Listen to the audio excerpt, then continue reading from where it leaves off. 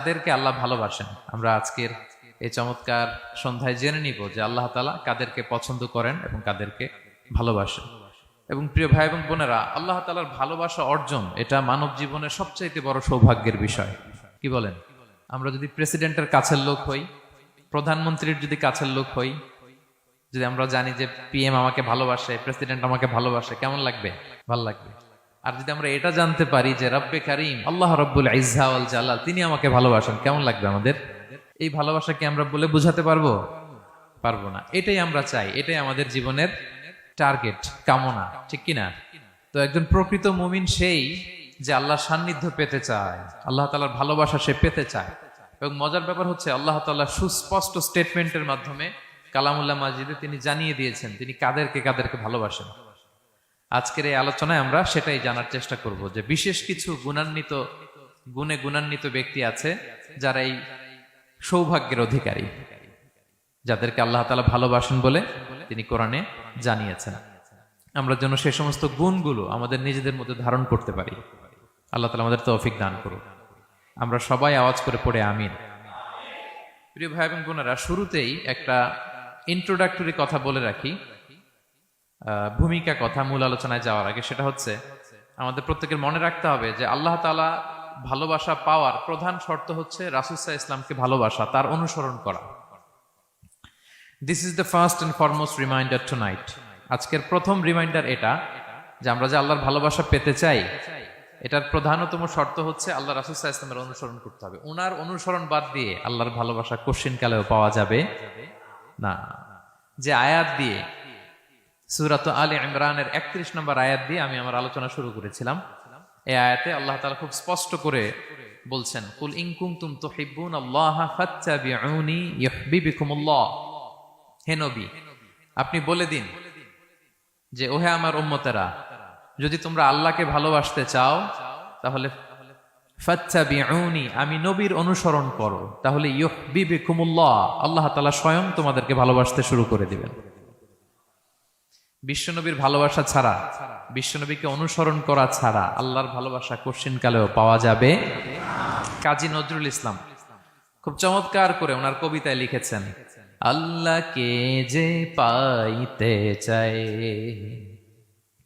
হাজরাতের অনুসরণে, আরশ কুরসি লৌহ কালাম না চাইতে পেয়েছে সে,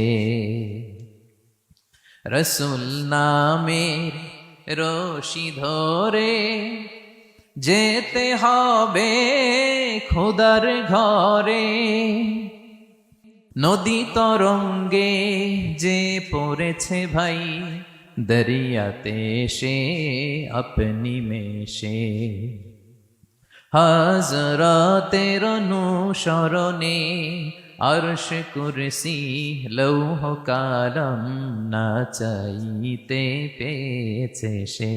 সুবহানাল্লাহ পড়েন।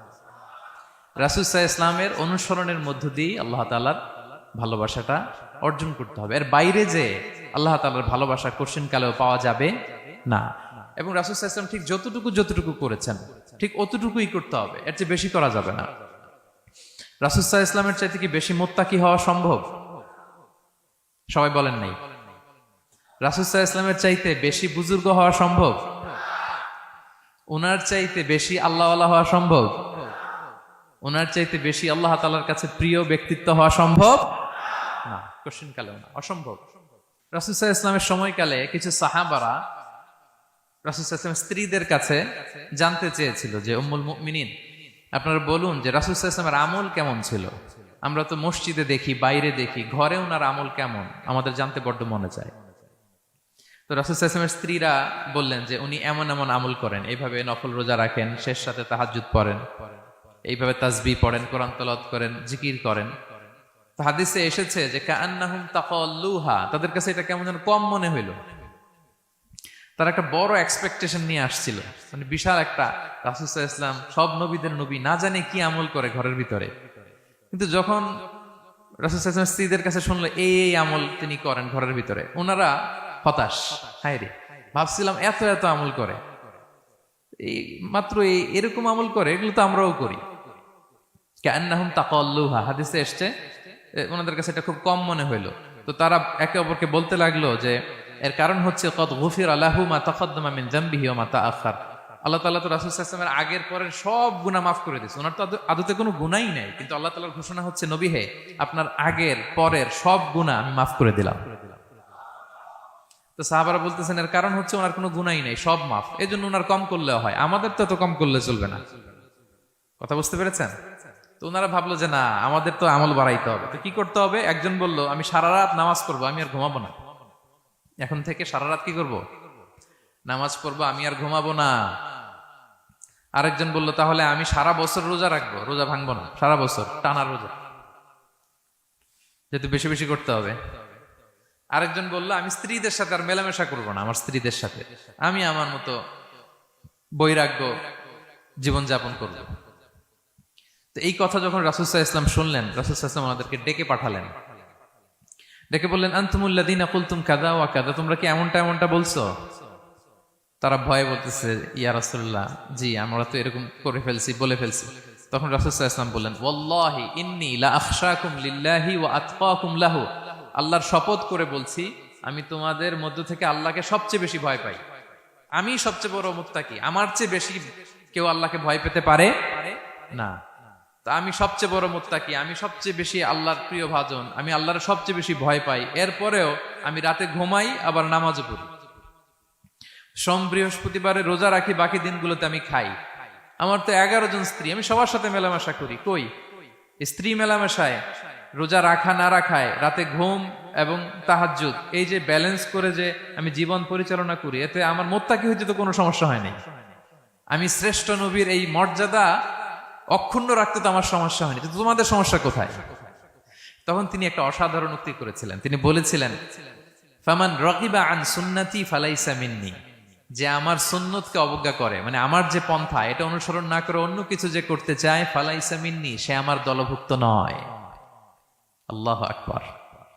কি ভারসাম্যবোধ, কি ব্যালেন্সড লাইফস্টাইল, কি পরিমতি বোধ তিনি আমাদের শিখিয়েছেন। তাহলে বোঝা গেল সারা রাত ইবাদত করলেই ওইটা শ্রেষ্ঠ ইবাদত হয় না। কারণ রাসূল সাল্লাল্লাহু আলাইহি ওয়াসাল্লাম ঘুমাতেন, আবার ইবাদত করতেন, স্ত্রীদের সাথে মিলতেন, সামাজিক কাজ করতেন, মাঝে মাঝে নফল রোজা রাখতেন, মাঝে মাঝে অনেকদিন রাখতেন না। This is balance, this is Islam. এবং এর চেয়ে শ্রেষ্ঠ ইসলাম আর হতে পারে না। তার মানে বোঝা গেল রাসূল সাল্লাল্লাহু আলাইহি ওয়াসাল্লামের চাইতে যদি এক কাঠি বেশি বোঝেন আপনি, এটা ইসলাম হবে? এটা হবে বাড়াবাড়ি, ঠিক কি না? রাসূল সাল্লাল্লাহু আলাইহি ওয়াসাল্লাম যেমনটি যেমনটি করেছেন ঠিক তেমনটি তেমনটি করার নাম ইসলাম। এবং এভাবেই আল্লাহ তাআলার ভালোবাসা পাওয়া সম্ভব, এছাড়া পাওয়া সম্ভব। তাহলে মূল আলোচনায় যাওয়ার আগে এটা হচ্ছে ইন্ট্রোডাক্টরি পয়েন্ট 1, যে আল্লাহ তাআলার ভালোবাসা পাওয়ার 1 নাম্বার শর্ত হচ্ছে রাসূল সাল্লাল্লাহু আলাইহি ওয়াসাল্লামের অনুসরণ। তার চেয়ে যদি বেশি ইবাদত করেন ওইটা ইসলাম নয়। তার চেয়ে বেশি বুজুর্গি দেখাইতে গেলে ওইটা বুজুর্গি নয়। তিনি যেমন যেমন করেছেন ঠিক তেমন তেমন করার নামই ইসলাম, এবং সেটার মাধ্যমে আল্লাহ তাআলার ভালোবাসা পাওয়া সম্ভব। এই পয়েন্টটা বুঝছেন না সবাই? আচ্ছা, ইন্ট্রোডাক্টরি পয়েন্টের 2 নাম্বার কথা হচ্ছে আমরা কি করে বুঝবো যে আল্লাহ তাআলা আমাদের ভালোবাসেন? কিভাবে বুঝবো যে তিনি আমাদেরকে পছন্দ করেন, ভালোবাসেন?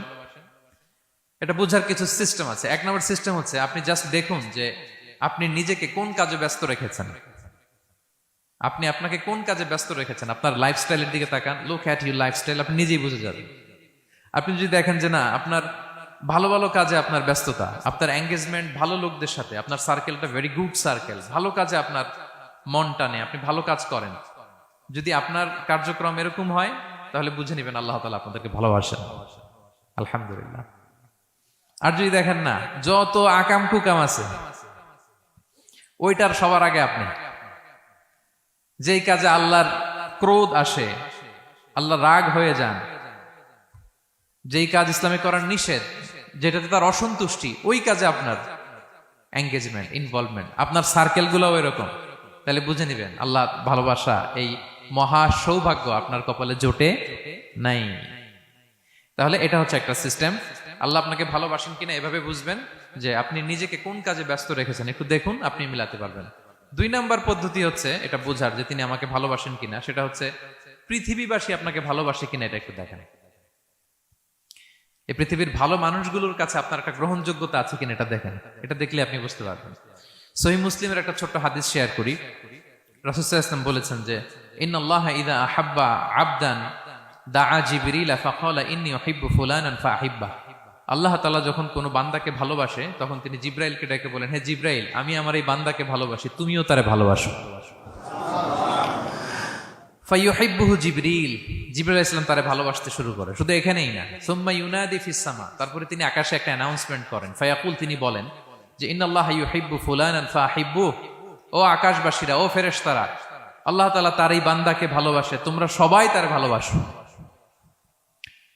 তখন ফায়ুহিব্বুহু আহলুস সামা, গোটা আকাশবাসী তারে ভালোবাসতে শুরু করে, মানে ফেরেশতারা। তো আল্লাহ তাআলা এবং সকল ফেরেশতারা যখন তাকে ভালোবাসতে শুরু করে, রাসূল সাল্লাল্লাহু আলাইহি ওয়াসাল্লাম বললেন সুম্মা ইউদাউ লাহুল কবুলু ফিল আরদ, তখন পৃথিবীতে তার গ্রহণযোগ্যতা বাড়িয়ে দেওয়া হয়, তার অ্যাকসেপ্টেন্স বাড়িয়ে দেওয়া হয়, সবার কাছে তার একটা গ্রহণযোগ্যতা আছে, সবাই তাকে ভালোবাসে। এটা হচ্ছে একটা পদ্ধতি যে আল্লাহ তাআলা আপনাকে ভালোবাসে কিনা আপনি নিজেই বুঝবেন, যে পৃথিবীবাসী আপনাকে ভালোবাসে কিনা, আপনার কলিগরা আপনাকে ভালোবাসে কিনা, আপনার বন্ধুরা আপনাকে ভালোবাসে কিনা, আপনার নেইবররা আপনাকে ভালোবাসে কিনা, পৃথিবীর ভালো মানুষগুলোর কাছে আপনার গ্রহণযোগ্যতা আছে কিনা। যদি থাকে বুঝবেন আল্লাহ তাআলা আপনাকে ভালোবাসেন, ঠিক কিনা?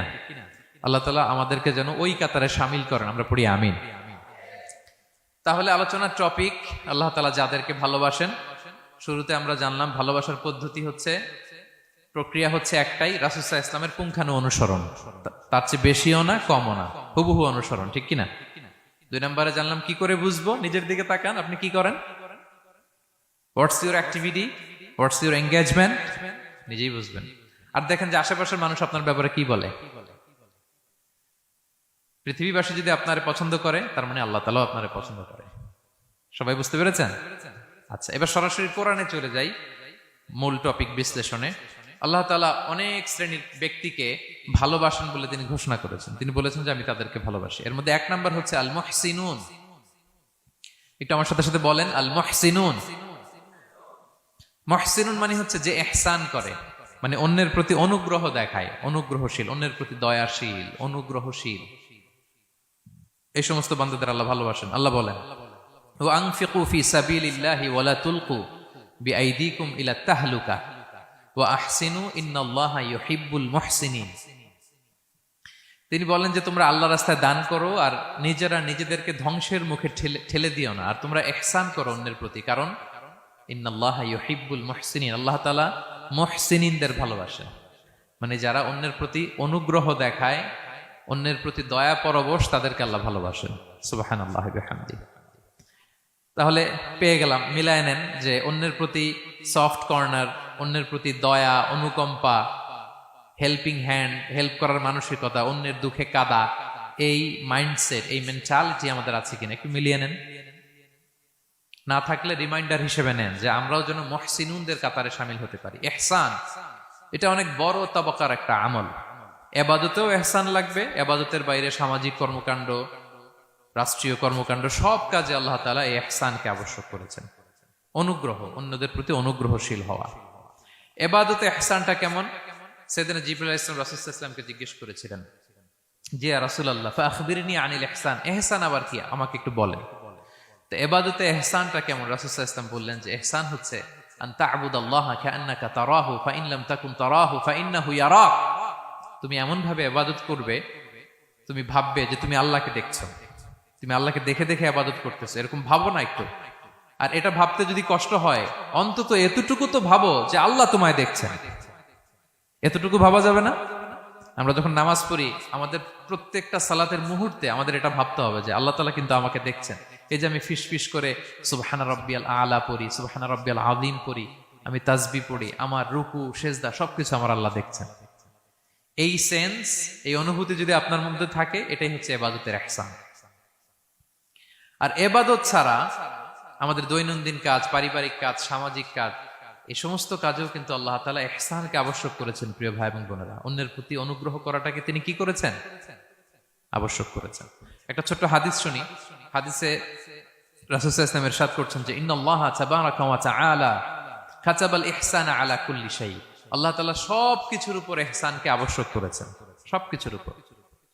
মুমিনের সব কাজে ইহসান থাকতে হবে, অন্যের প্রতি অনুগ্রহের পরশ থাকতে হবে। এবার মজার একটা পার্ট আসছে হাদিসে, খেয়াল করে শুনি। রাসূল সাল্লাল্লাহু আলাইহি ওয়াসাল্লাম বলেন, ফাইদা ক্বাতালতুম ফাআহসিনুল কিতলা। আল্লাহ তাআলা সব জায়গায় ইহসানকে আবশ্যক করেছেন। এমনকি ফাইদা কাতালতুম, যখন তোমরা কতল করবে কাউকে, ফাআহসিনুল কিতলা, ইহসানের সাথে কতল করো। সুবহানাল্লাহ বললেন না? প্রসঙ্গটা কি? হত্যার প্রসঙ্গটা রাষ্ট্রীয় কাজে হয়তো ডেথ পেনাল্টি, তার মৃত্যুদণ্ড দিতে হবে। রাসূল সাল্লাল্লাহু আলাইহি ওয়াসাল্লাম বলেন ফাইদা কাতালতুম ফাআহসিনুল কিতলা, মৃত্যুদণ্ড দিবা কিন্তু ইহসানের সাথে দিও।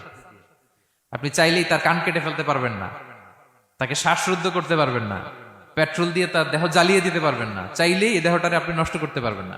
রাষ্ট্রীয় কাজে বিচারে সাব্যস্ত হয়েছে তার এখন ডেথ পেনাল্টি, মৃত্যুদণ্ড কার্যকর করবেন, ঠিক আছে, কিন্তু সেখানে ইহসানের সাথে। ফাইদা কাতালতুম ফাআহসিনুল কিতলা, মৃত্যুদণ্ড কার্যকর করার সময় ইহসানের সাথে করো। ওয়া ইদা যাবাহতুম ফাআহসিনুয যাবাহা, জবাই করার সময় ইহসান করো। সুবহানাল্লাহ।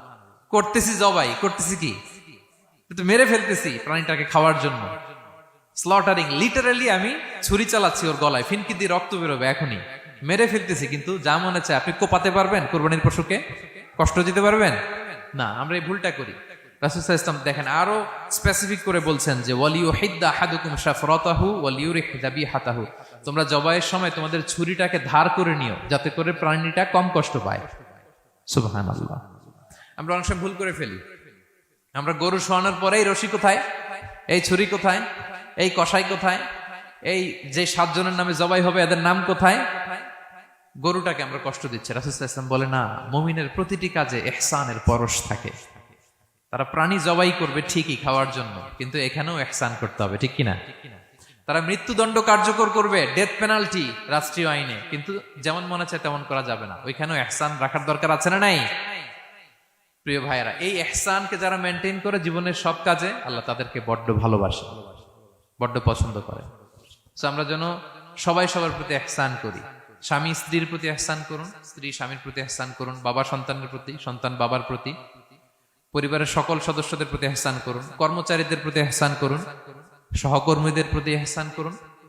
মুমিন জীবনের প্রতিটি কাজে ইহসানের পরশ থাকবে, কারণ ইন্নাল্লাহা ইউহিব্বুল মুহসিনিন, আল্লাহ তাআলা মুহসিনদের, যারা অন্যদের প্রতি অনুগ্রহ দেখায় তাদেরকে বড্ড ভালোবাসেন। এই পয়েন্টটা কি বুঝতে পেরেছেন সবাই? ক্লিয়ার? 2 নম্বরে চলে যায়, আর কাদেরকে আল্লাহ ভালোবাসেন? 2 নম্বরে হচ্ছে আত-তাওয়াবুন, যারা ভুল করেই তওবা করে সাথে সাথে, আল্লাহ তাদেরকে বড্ড ভালোবাসেন। সুবহানাল্লাহ। আল্লাহ তাআলা বলছেন ইন্নাল্লাহা ইউহিব্বুত তাওয়াবিন ওয়া ইউহিব্বুল মুতাতাহহিরিন, আল্লাহ তওবাকারীদেরকে যেমনি ভালোবাসেন, পবিত্রতা অর্জনকারীদেরও ভালোবাসেন। ওটা আমি পরে আসতেছি, এখন তওবাতেই থাকি। তাহলে 2 নম্বরে হচ্ছে ইন্নাল্লাহা ইউহিব্বুত তাওয়াবিন, 2 নম্বরে হচ্ছে কাদেরকে ভালোবাসেন? তওবাকারীদেরকে তিনি বড্ড ভালোবাসেন। দেখেন রাসূল সাল্লাল্লাহু আলাইহি ওয়াসাল্লাম কি বলে, তিনি বলেন ওয়াল্লাহি ইন্নী লা আস্তাগফিরুল্লাহ ওয়া আতুবু ইলাইহি ফিল ইয়াউমি আকসারা মিন 70 মাররা, আল্লাহর শপথ আমি বিশ্বনবী প্রতিদিন 70 বারেরও বেশি তওবা পড়ি। যার আগেও কোনো গুনাহ নাই, পরেও কোনো গুনাহ, উনি তওবা করে কয়বার? 70 বার। আমাদের তো কোনো গুনাহ টুনা নাই, তাই না? হ্যাঁ, আমাদেরও গুনাহ আছে নাকি? বস্তা ভরা। তো বিশ্বনবী যদি 70 বার তওবা করেন ডেইলি বেসিস, আমাদের করা দরকার কয়বার? যার যার কাছে ছেড়ে দিলাম, বলেন। হ্যাঁ, 70,000 বার করা দরকার, ঠিক কিনা? প্রিয় ভাইয়েরা, তাওবা কি? তাওবা মানে ফিরে আসা আল্লাহর কাছে। ভুল করেছি, অনুতপ্ত হয়ে আল্লাহর কাছে ফিরে আসবো, এটার নাম তাওবা। To return back to your Lord, আল্লাহর কাছে ফিরে আসবেন। এই ফিরে আসাটাকে আল্লাহ খুব পছন্দ করেন। এখানেই শয়তান আর আমাদের মধ্যে পার্থক্য। শয়তান ভুল করে করছি তো করছে, ওইটার মধ্যেই সে অটল অবিচল, ক্ষমা আর চাইনি। কিন্তু আমরা সকালে ভুল করে দুপুরে মাফ চাই, দুপুরে করে রাতে মাফ চাই, আজকে ভুল করে কালকে মাফ চাই, ঠিক কিনা? এই মাফ চাওয়াটাকে, ফিরে আসাটাকে, তার গুনাহগার বান্দা অনুতপ্ত হয়ে, রিয়েলাইজেশন হয়ে, বুঝতে পেরে ফিরে আসাটাকে তিনি বড্ড পছন্দ করেন, বড্ড পছন্দ করেন। এজন্য ভুল আমাদের হবে প্রিয় ভাইরা। আল ইনসান মিনান নিসিয়ান, আমাদের নামটাই এসেছে ভুল থেকে, আমরা ভুলে যাই, ভুল হয়ে যায় আমাদের। কিন্তু ক্ষমার রাস্তা, তওবার রাস্তা খোলা আছে না নাই? এটা হচ্ছে আমাদের জন্য আশা, হোপ। আমরা হোপফুল, সবসময় আশাবাদী। যত ভুল হোক, যত ভুল আপনি করেন, এটা খেয়াল রাখবেন, ভুল আপনি যতই করেন না কেন, তার রহমতের দরিয়া তার চাইতেও বড়। তার ক্ষমার মহাসাগর তার চাইতে বিস্তৃত, যত ভুল আপনি করেন না কেন। এজন্য আল্লাহ তাআলা বলেন, ইয়া আইয়ুহাল্লাযীনা আমানু তুবু ইলাল্লাহি তাওবাতান নাসুহা, ওহে বিশ্বাসীরা একনিষ্ঠভাবে তওবা করো, ফিরে আসো আমার দিকে। ফাফিররু ইলাল্লাহ 24/7। পৃথিবীর কোন দরজা 24 ঘন্টা খোলা থাকে না। রাত 3টার দিকে যদি আপনি উঠে জায়নামাজটা বিছিয়ে যে ভুলটা করছেন ওটা স্মরণ করে চোখের পানি ছেড়ে মাফ চান, ক্ষমা করবেন না তিনি? হ্যাঁ, ক্ষমা দেওয়ার জন্য তিনি বসে আছেন। এজন্য ভুল হইলে আমরা পড়বো আস্তাগফিরুল্লাহ। কি পড়বো? পড়েন আস্তাগফিরুল্লাহ রাব্বি মিন কুল্লি যামবি ওয়া আতুবু ইলাইহি। পড়েন আস্তাগফিরুল্লাহাল্লাযী লা ইলাহা ইল্লা হুয়াল হাইয়ুল কাইয়্যুম ওয়া আতুবু ইলাইহি। এটা পড়ে আল্লাহর কাছে ফিরে আসবেন, অনুতপ্ত হবেন, আল্লাহ ভুল করে ফেলেছে, আল্লাহ তুমি ক্ষমা করো, আল্লাহ তুমি ক্ষমা করো, আল্লাহ আমরা ভুল করে ফেলেছি। ভুল সবাই করে, কে না করে? হ্যাঁ, কুল্লু ইবনে আদম খাত্তা। বিষ্ণু বলেন তোমরা সবাই ভুলকারী, কিন্তু ওয়া খায়রুল খাত্তাইনা আত-তাওয়াবুন, এই ভুলকারীদের মধ্যে শ্রেষ্ঠ যে ভুল করেই তওবা করে। তওবা করতে রাজি আছেন তো?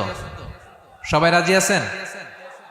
আমার প্রিয় ভাইয়েরা, এই তওবার দৃশ্যটা দেখতে আল্লাহ বড্ড পছন্দ করে।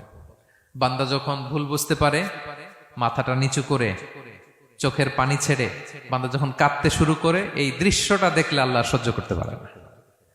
আল্লাহর রহমতের দরিয়ায় জোশ খেলে যায়, বান্দা যা চায় আল্লাহ তাই দিয়ে দেয়। তখন চোখের পানির এত বড় পাওয়ার।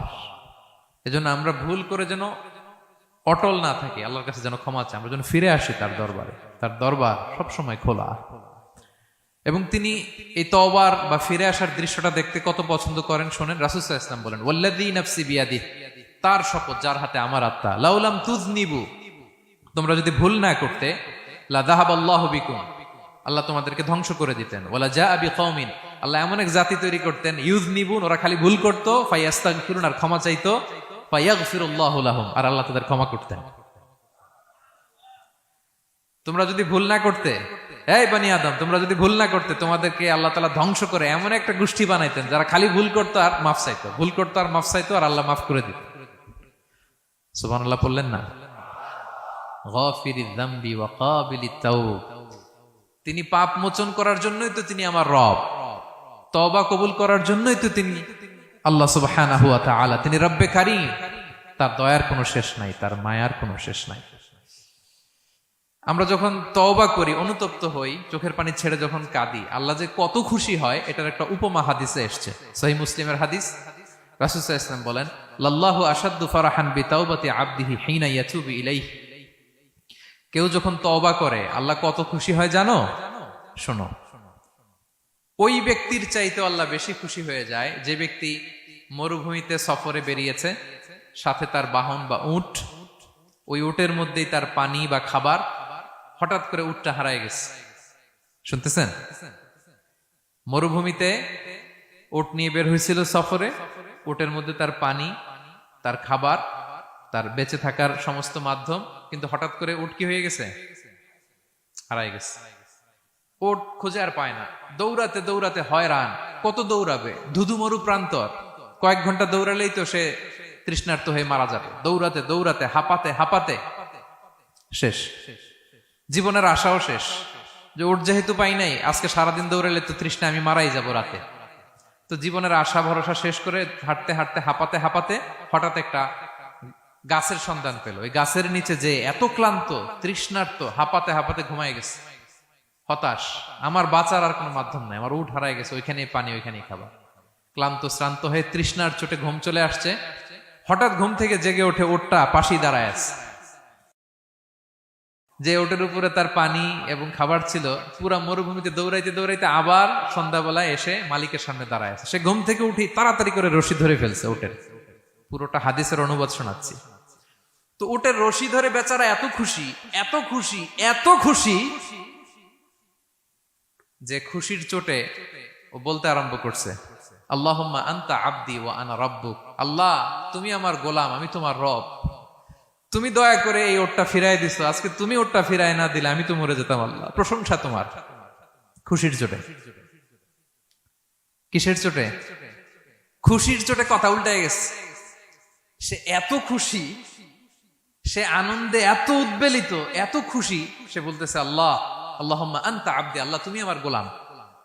খুশিতে আল্লাহুম্মা আনতা আবদি, আল্লাহ তুমি আমার গোলাম, ওয়া আনা রব্বুক, আমি তোমার রব, তোমার দরবারে লাখো কোটি শুকরিয়া। আল্লাহ কেঁদে কেঁদে বলতেছে। তা আল্লাহ বলে ওইরকম একটা পরিস্থিতিতে যে তার জীবনের আশা ছেড়েই দিয়েছিল, হঠাৎ করে ওট ফিরে পাওয়ার পরে খুশির চোটে সে যখন আমি আল্লাহরে ওর গোলাম বানায় আর ওরে আমার রব বানায়, ওই লোকটা ওই মুহূর্তে ঠিক যত খুশি, আমার কোনো বান্দা তওবা করে যখন আমার কাছে ফিরে আসে, আমি আল্লাহ ওই বান্দার উপর তার চাইতে বেশি খুশি হয়ে যায়। লাল্লাহু আশাদ্দু ফারাহান। ওই ব্যক্তি কত খুশি হইলে আল্লাহর গোলাম বানায়, কত খুশি হইলে সে সেন্স হারায় ফেলে যে আল্লাহ তুমি আমার গোলাম, আমি তোমার রব। কখন বলে? খুশিতে সে মাতোয়ারা। আল্লাহ বলে ওই মাতোয়ারা ব্যক্তি ওই মুহূর্তে যত খুশি, আমার কোনো বান্দা ভুল করে বোঝার পরে যখন চোখের পানি ছেড়ে আমার কাছে তওবা করে, আমি আল্লাহ তার চাইতে বেশি খুশি হয়ে যা। তওবা করবেন তো? করবেন করবেন। ইন্নাল্লাহা ইউহিব্বুত তাওয়াবিন। আল্লাহ তাআলা তওবাকারীদের বড্ড ভালোবাসেন। আমার ভাইরা, ভুল হলেই যেন আমরা তওবা করি। কয়টা জানলেন? প্রথমটা কি ছিল? কি করে? ভুলে গেছি।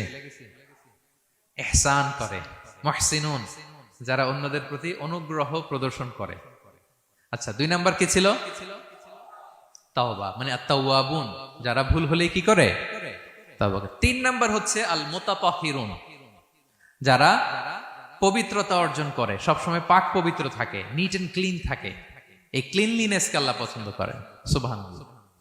কি সুন্দর আমাদের ধর্ম, কত চমৎকার আমাদের ইসলাম। রাদিতু বিল্লাহি রাব্বা ওয়া বিল ইসলামি দীনা। আমরা আল্লাহরে রব হিসেবে পেয়ে খুশি, ইসলামকে দিন হিসেবে পেয়ে খুশি, ঠিক কি না? 3 নাম্বার হচ্ছে ওয়া ইউহিব্বুল মুতাতাহহিরিন। আল্লাহ তাআলা পবিত্রতা অর্জনকারীদের বড্ড পছন্দ করেন। মুতাতাহহিরিন, যারা সব সময় পাক পবিত্র থাকে, পরিচ্ছন্ন থাকে, এবং এটা খুব জরুরি। রাসূল সাল্লাল্লাহু আলাইহি ওয়াসাল্লাম বলেছেন আত-তুহুরু শাতরুল ঈমান। পবিত্রতা এটা ঈমানের অঙ্গ। কেন ঈমানের অঙ্গ? কারণ নামাজ যার নাই তার ঈমান নাই, আর পবিত্রতা ছাড়া নামাজই হয় না। এজন্য রাসূল সাল্লাল্লাহু আলাইহি ওয়াসাল্লাম বলেছেন পবিত্রতা ঈমানের অঙ্গ। সুবহানাল্লাহ পড়েন। দেখেন নামাজের যে আহকাম আরকান আছে, আহকাম তো বাইরে, নামাজ শুরুর আগে। এর মধ্যে 3টা আহকাম বা 3টা ফরজই হচ্ছে এই পাক পবিত্রতা নিয়ে। ছোটবেলা আপনারা পড়েছেন না, শরীর পাক, কাপড় পাক, নামাজের জায়গা পাক। তার মানে আপনি নামাজে যখন দাঁড়াবেন, আপনার শরীরটা পাক পাক পবিত্র হইতে হবে। আপনি যে ড্রেস গায়ে দিয়ে নামাজে দাঁড়ালেন, এটা পবিত্র হইতে হবে। যেই জায়গাটাতে আপনি নামাজের জন্য দাঁড়ালেন, ওই জায়গাটা পবিত্র হতে হবে। এই 3টা জায়গা পবিত্র কিনা আপনাকে এনশিওর করে আল্লাহু আকবার, তার আগে আল্লাহু আকবার বললে হবে? হবে না। এজন্য ইসলাম হাতে ধরিয়ে ধরিয়ে আমাদেরকে পবিত্র হওয়ার পদ্ধতি শিক্ষা দিয়েছেন। রাসূল সাল্লাল্লাহু আলাইহি ওয়াসাল্লাম যখন এগুলো শিখাতেন, মুশরিকরা হাসতো, হায় রে কেমন নবী তোমাদের, কিভাবে টয়লেটে যাইতে হয় এটাও শিখায়। সাহাবারা বলতেন হ্যাঁ, আমাদের নবী ধরে ধরে আমাদের শিখায় যে টয়লেটে ঢুকতে বাম পা, বেরোতে ডান পা, ঢোকার আগে দোয়া, ওয়ালা তাস্তাকবিলুল কিবলা, কিবলামুখী হওয়া যাবে না, ঢিলা ইউজ করলে 3টা ইউজ করো, বেজর করো, প্রতিটা জিনিস, কি করে ওযু করতে হয়, কি করে তায়াম্মুম করতে হয়, কি করে ফরজ গোসল করতে হয়, আমার নবী ধরে ধরে আমাদের শিখিয়েছেন, ঠিক কি না? ধরে ধরে শিখিয়েছেন। কিভাবে ওযু করবেন, রাসূল সাল্লাল্লাহু আলাইহি ওয়াসাল্লাম গামলা নিয়ে তিনি দেখিয়েছেন। কিভাবে তায়াম্মুম করবেন, মাটিতে বাড়ি দিয়ে তায়াম্মুম করে দেখিয়েছেন। কেমন করে মেসওয়াক করবেন দেখিয়েছেন। কিভাবে আতর ইউজ করবেন দেখিয়েছেন। ক্লিনলিনেসের যত দিক হতে পারে সব বিশ্বনবী আমাদের শিখিয়েছেন। এমনকি কালামুল্লাহ মাজিদে আল্লাহ তাআলা আমাদেরকে সুস্পষ্ট জানিয়েছেন, ইয়া আইয়ুহাল্লাযীনা আমানু ইযা কুমতুম ইলা সলাতি ফাগসিলু উজুহাকুম। যখন নামাজে দাঁড়াবা আগে ওযু করো। ফাগসিলু উজুহাকুম, যারা আরবি বোঝেন, আগে মুখ ধুয়ে নাও। ওয়া আইদিয়াকুম ইলাল মারাফিক, তারপরে 2 হাত কোণই পর্যন্ত ধুয়ে নাও। ওয়ামসাহু বিরুউসিকুম, তারপর মাথা মাসে করে নাও। ওয়া আরজুলাকুম ইলাল কাবাইন, এরপরে টাকনু পর্যন্ত 2 পা ধুয়ে নাও। ওযু হয়ে গেল না? হয়েছে না? এভাবে ধরে ধরে আমাদেরকে শেখানো হয়েছে। যদি গোসল ফরজ হয়, ওয়া ইন কুনতুম জুনুবান ফাত্তাহহারু, গোসল ফরজ হলে গোসল করে নাও।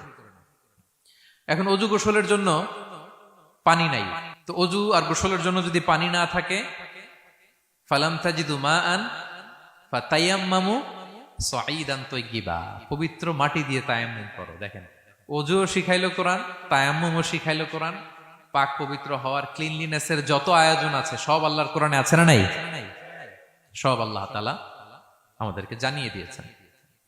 এবং আম্মা জান আয়েশা রাদিয়াল্লাহু তাআলা আনহা আল্লাহ রাসূল সাল্লাল্লাহু আলাইহি ওয়াসাল্লামকে জিজ্ঞেস করেছিলেন, ইয়া রাসূলুল্লাহ, কিয়ামতের দিন এত নবীর উম্মত, কোটি কোটি মানুষ, আপনি আপনার উম্মতকে চিনবেন কি করে?